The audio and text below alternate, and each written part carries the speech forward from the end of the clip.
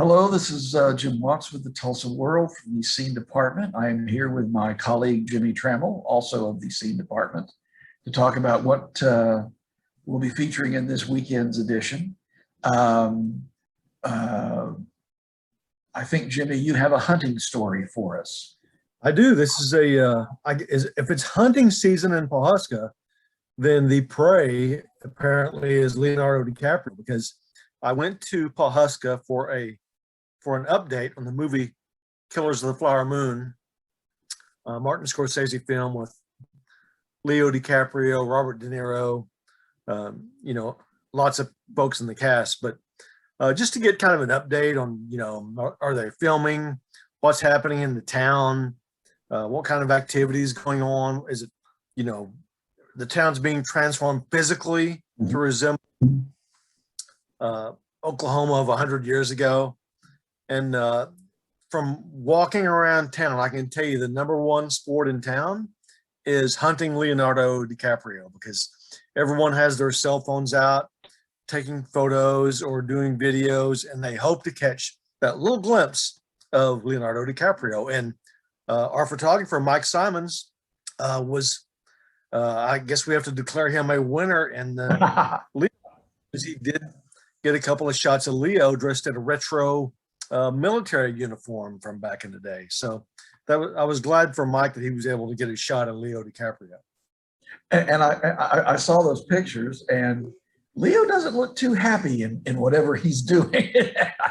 I don't know if he was acting or if that was just his general countenance, but he didn't look too happy. It's really interesting up there in that they built a railroad track just for the movie to film a scene, and they dropped a railroad track on it. And they've got this entire, or they had, I don't know if it's still that way, they had this entire area of Pawhuska basically barricaded and blocked off, a couple of blocks. And so people would roam the perimeter, looking for the best possible vantage point to see some of the movie activity. And the security guards were, I would say, mostly very polite in telling people, you can go this far, you need to stop here, you can watch here, so on and so forth. But it was kind of an education. Well, you mentioned how the town is being transformed. Does it from what you've seen, has it taken a lot of Hollywood magic to send Pawhuska back 100 years, or has it been more of a cosmetic thing here and there? I mean, how much transformation have you seen go on besides this railroad? Well, it's interesting because you think transformation and you think updated for the future, but they're really going backwards and updating it for the past. Yeah. Because downtown was kind of revitalized anyway. But now, there's 2 blocks on a main drag there. I can't pronounce the name of the street. It's Kahika or something. I don't want to butcher the name.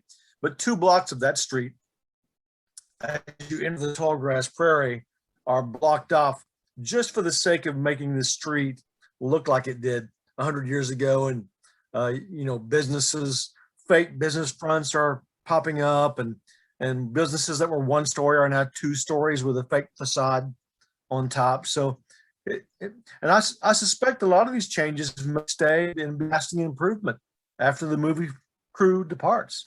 Yeah. I know you've probably talked with some of the locals. How do they feel about their city being turned over to all these Hollywood people? The vast majority, I think, are pleased that all this activity is going on and it's drawing tourism to Pawhuska. Some people are being inconvenienced because they can't get to where they need to go, or they can't do this or do that. But I think they know they're sacrificing for a greater good. Okay. All right. Well, good. That is something to look forward to. Another thing to look forward to is the return of Broadway to Tulsa. I believe it'll be in Friday's edition, but Celebrity Attractions has announced the first half of its upcoming season. And these are all shows that they had originally planned for 2019, 2020. They were in the latter half of the season, so they all kept getting pushed forward and postponed, where they've now all been rescheduled. And that includes, for those of you who have not heard Let It Go enough, the Broadway musical version of Frozen, which will be in the fall of 2020. I'm sorry, 2022.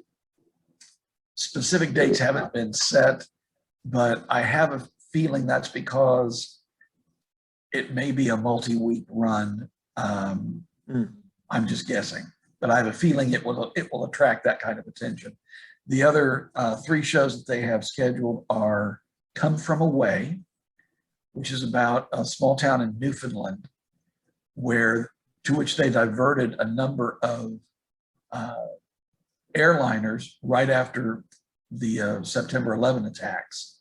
And so you have these people on these planes from all over the world landing in this town of about, 600 people.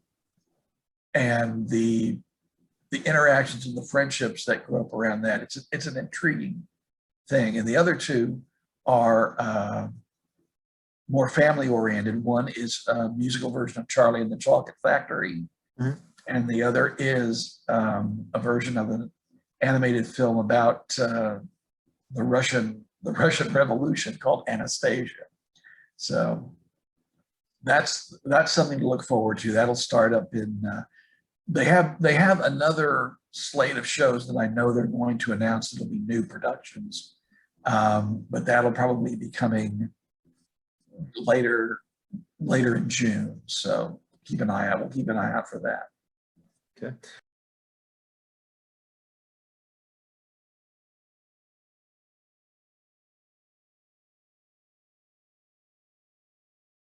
But basically, there's a venue on 81st Street behind Tulsa Hills that many people will recognize if they go back in there. And this event venue had no bookings in 2020 because of COVID, or few bookings because of COVID. So to raise awareness and to perhaps preserve the venue, there's a huge estate sale happening in this venue. And Roy Clark's car parked outside. It's all for sale. There's like 200 antique radios. So I'll be writing about that Sunday as well, in addition to Killers of the Flower Moon. So the person whose estate, this is not a Roy Clark estate sale. This is just somebody who was an admirer of Mr. Clark. Thank you for making that clear. It's not a Roy Clark estate sale. It's okay. Someone who owns one of Roy Clark's former vehicles. Okay. Selling many, many, many items inside this venue. It's an unbelievable week for the Tulsa World and our coverage crew. And I don't think it's much hyperbole to say it's one of the busiest weeks in the history of our newspaper, because there's so many events related to Centennial Wall Street. And we have senior PGA going on at Southern Hills for the sports department. So just an unbelievable, so many events related to Wall Street coming up this weekend. It's overwhelming there. And the Greenwood Art Project, there's it's one of the few art shows in town where you're going to need a map in several days, because there are 32 locations where all these various things that predominantly Tulsa artists have created that are some kind of reaction to the Tulsa massacre, and they range from conventional art installations of paintings and sculpture to things like there's a film that's being shown in the lobby of the Williams Towers downtown called This Car Up, that is takes the situation of what ignited the race riot, a meeting between a young black man and a young white woman in an elevator in downtown Tulsa, and creates this dance fantasia around it that's really intriguing. And also on this coming Thursday and Friday, June 3 and 4, will be the debut of My Soul is Full of Trouble, which is a piano trio by a Tulsa musician composer named Baron Ryan. I've done a couple stories about him and about this work as well. That was inspired by the book I wrote about last week, events of the Tulsa disaster, or as it's now called, The Nation Must Awake. He was reading that book and came across a mention of the author, Mary Jones Parrish, and her daughter, Florence, reading the Psalms to, calm themselves as this violence is going on around them. It doesn't mention what Psalm they chose, but Barron said he thought immediately of Psalm 88 that begins, "My soul is full of trouble." And he said that kind of was the spark of inspiration. So you can hear that. The piece was commissioned by Chamber Music Tulsa. It'll be performed Thursday at the Greenwood Cultural Center, and then Friday at St. John's Episcopal Church. And the Friday, This is next week or this week? next week, Next week, okay. June 3 and 4. And the, excuse me, the June 4th performance will be live streamed on Facebook. So something to check out. As busy as this week is, I think we can take some comfort in that this could have also been a Rocklahoma weekend as well, because it's normally, but because of COVID, it was moved to Labor Day this weekend. So probably for the best that we don't have Rocklahoma heaped up on all this other stuff that we need to be covering right now. Exactly. Well, if there's one thing you cannot say about this weekend in Tulsa, that you cannot say there is nothing to do. Correct. And so speaking of that, we will let you start getting to doing things as we will get back to doing what we have to do. Thank you for watching. And on behalf of my colleague, Mr. Trammell, and myself, thanks for watching. Thank you.